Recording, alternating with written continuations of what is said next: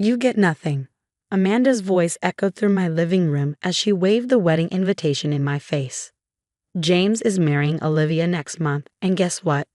No divorce, no property division. You're just getting kicked to the curb.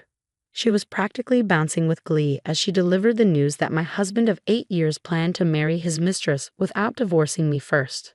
I took a slow sip of my coffee, letting the familiar warmth steady my hands.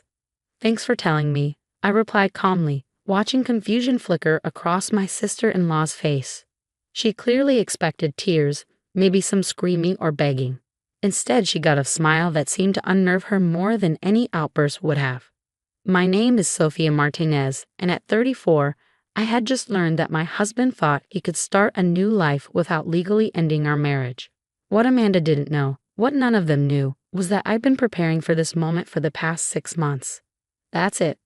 Amanda pressed, clearly disappointed by my lack of reaction. Did you hear what I said? James is marrying Olivia. The ceremony's already planned. Their new house is being renovated. You're nothing to him now? I set my coffee cup down carefully. I heard you perfectly. Is there anything else? Amanda's triumphant smile faltered. This wasn't going according to her script. She'd always been like this, taking pleasure in delivering bad news, especially to me. From the moment I married her precious brother, I was never good enough for their family. You're being weird, she said, narrowing her eyes. Why aren't you upset? James is replacing you with someone younger, prettier, from a better family. You should be crying. I thought about the last 6 months, about the quiet preparations I'd made after finding lipstick on James's collar. Such a cliché, really. The late-night calls, the suspicious business trips, the sudden need for privacy with his phone. I remembered the moment I found messages between him and Olivia, planning their future while plotting to leave me with nothing. But I also remembered my grandmother's words from years ago. The smartest players are the ones who let others think they're losing. Amanda, I said, standing up and smoothing my skirt. Thank you for bringing this to my attention. I appreciate you taking the time to deliver the news personally. She took a step back, thrown by my composure. You're up to something, she accused. I know you. You're planning some kind of scene at the wedding, aren't you? I laughed softly. No scenes, no drama. I genuinely hope James and Olivia will be very happy together. Mom was right about you. Amanda spat, gathering her designer purse. You never deserved James. You're not even fighting for him. As she stormed toward the door, I called after her. Amanda, tell James congratulations from me. The door slammed behind her, and I waited until I heard her car start before pulling out my phone. With steady fingers, I dialed a number I'd memorized months ago. Mr. Wilson, it's Sophia. Everything's proceeding exactly as we expected. They've set a wedding date for next month. I paused, listening to his response. Yes, Amanda just left. She was kind enough to show me the invitation. No, they still have no idea. Yes, I think it's time to move forward with the next phase. I hung up and walked to the window, watching Amanda's car disappear around the corner. She'd run straight to James, telling him how strangely I'd behaved, how I must be plotting something. They'd worked themselves into a frenzy trying to figure out my angle, but they were looking in the wrong direction entirely. Opening my laptop, I checked my email. The confirmation I'd been waiting for had arrived. All the documentation was in order. Every transaction James had made in the past year, every account he tried to hide, every piece of evidence of his relationship with Olivia, all of it carefully cataloged and verified. I opened the safe hidden behind our wedding photo, ironic placement, really, and pulled out the small leather notebook where I'd kept my own records. 6 months of careful planning, of playing the unsuspecting wife while quietly building my case. James thought he was so clever, planning his new life with Olivia, thinking he could simply walk away from our marriage without consequences. My phone buzzed with a text from Amanda. Whatever you're planning, it won't work. Just accept that you've lost. I smiled at her message, thinking of the meeting scheduled for tomorrow morning. James, Olivia, and their perfect plans were about to hit a wall they never saw coming. Sometimes the best revenge isn't making a scene or fighting back. It's simply being prepared. Setting the phone down, I walked to our bedroom, soon to be just mine, and began methodically removing James' expensive suits from the closet. He'd want these for his new life with Olivia. I folded each one carefully, remembering the day I'd found the first hint of his betrayal. a receipt for a diamond bracelet I'd never received, tucked into one of these very suit pockets. That day had changed everything, but instead of confronting him, I'd started planning. James always underestimated me, treated me like I was naive, easily manipulated. He was about to learn just how wrong he'd been. I heard my phone buzz again, probably another gloating message from Amanda. Opening my dresser drawer, I pulled out the wedding invitation Amanda had so gleefully waved in my face. Next to it, I placed the file Mr. Wilson had prepared.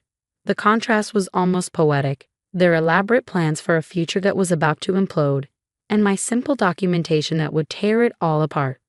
Time to show them what nothing looks like, I whispered to myself, closing the drawer with a soft click.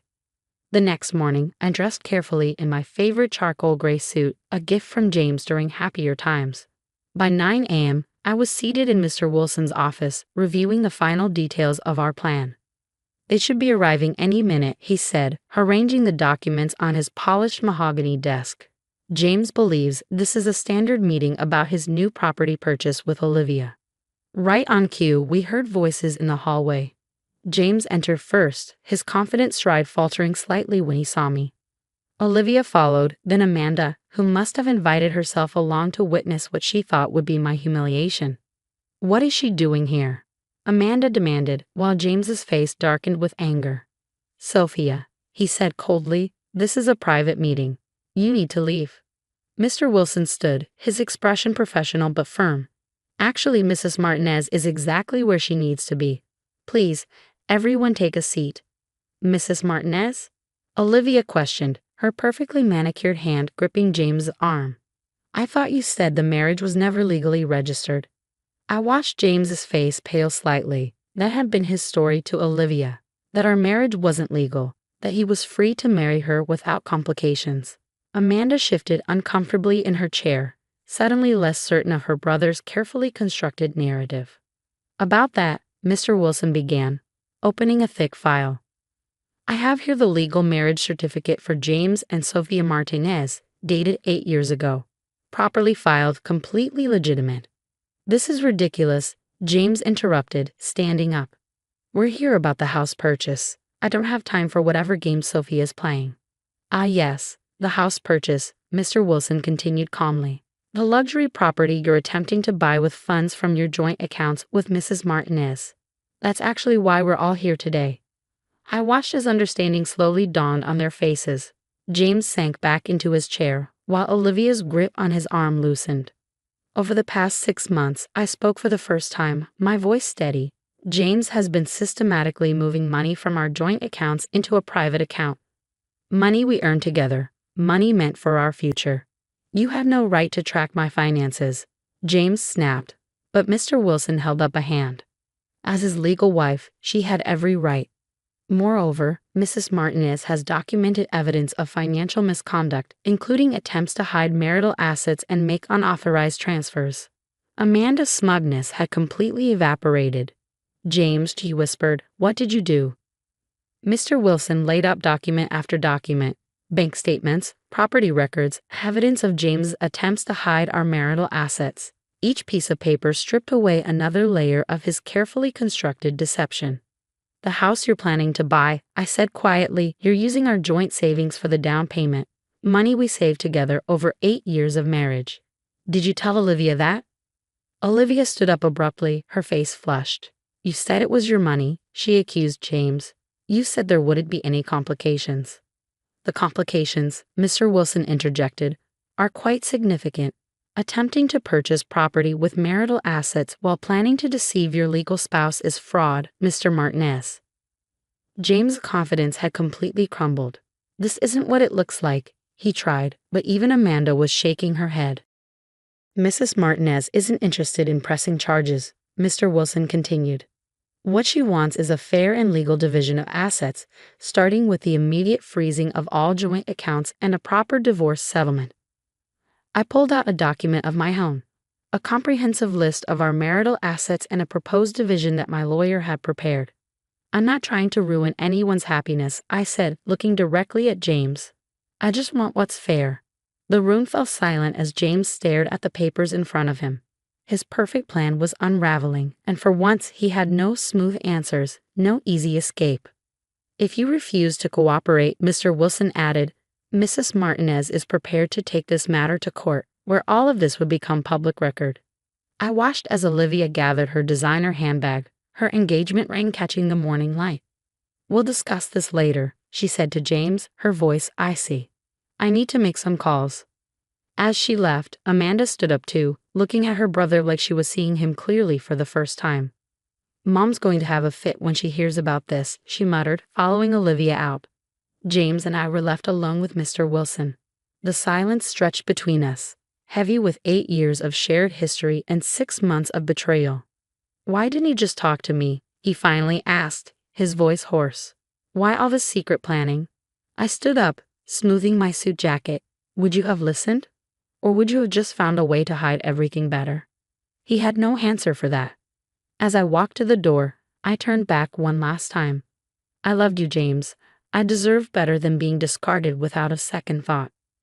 Leaving the office, I felt lighter than I had in months. The carefully constructed plan had worked perfectly, but more importantly, I finally stood up for myself. Amanda's words echoed in my mind. You get nothing. She had been wrong about so many things, but mostly about what nothing really meant. The weeks following the meeting brought changes I hadn't expected. Olivia disappeared from the picture entirely, apparently deciding that a man who would lie about his marriage wasn't worth the drama. Amanda, surprisingly, was the first family member to reach out. I owe you an apology, she said over coffee at a small cafe downtown. I was horrible to you, and I was wrong. I stirred my latte, watching the foam swirl. Why the change of heart?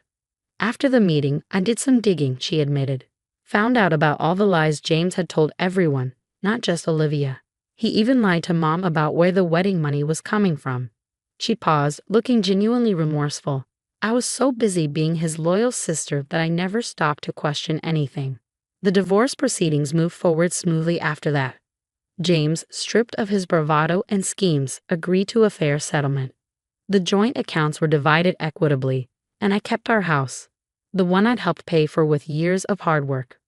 One evening, as I was sorting through old photos, deciding what to keep and what to let go, my phone buzzed with a text from James's mother.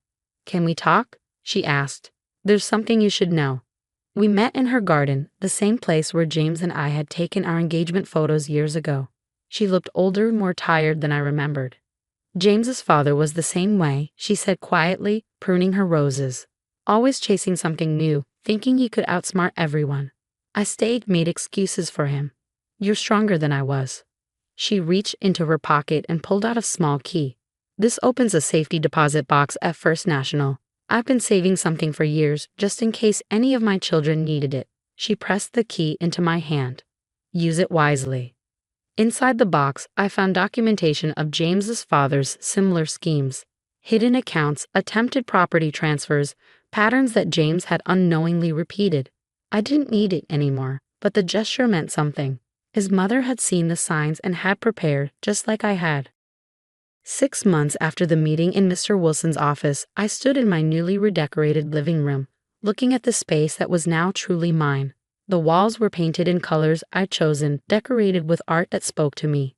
No more compromise, no more dimming my preferences to match someone else's expectations. Amanda visited regularly now, our relationship transformed into something I never expected, genuine friendship. She helped me redesign the garden, turning it into a peaceful retreat. You know what's funny? She said one day as we planted new flowers. James is the one who ended up with nothing. No wife, no girlfriend, no house. All because he thought he could have everything without consequences. I thought about that as I worked in my garden, about how nothing and everything could look so different depending on where you stood. I had lost a marriage but gained self-respect. Lost a husband but found my strength. The final divorce papers arrived on a sunny Tuesday morning. As I signed them, I remembered Amanda's gleeful declaration that I would get nothing. She had been right, in a way. I got nothing of what they thought mattered. No drama, no revenge, no public scenes. Instead, I got everything that truly counted, my dignity, my independence, and the satisfaction of knowing I had handled things on my own terms. That evening, I hosted a small dinner party, my first as a single woman. Amanda was there, along with James's mother and a few close friends who had supported me throughout everything. We raised our glasses in a toast, not to endings or beginnings, but to truth and resilience. To getting nothing, Amanda said with a wink, and gaining everything. As laughter filled my home, I thought about the woman I was 6 months ago. Listening to Amanda's cruel announcement, she had no idea that her attempt to break me would only reveal how unbreakable I had become. Looking around at the warm faces of people who had seen my true worth, I realized that sometimes getting nothing was the best thing that could happen to you. It cleared the space for something better, something real.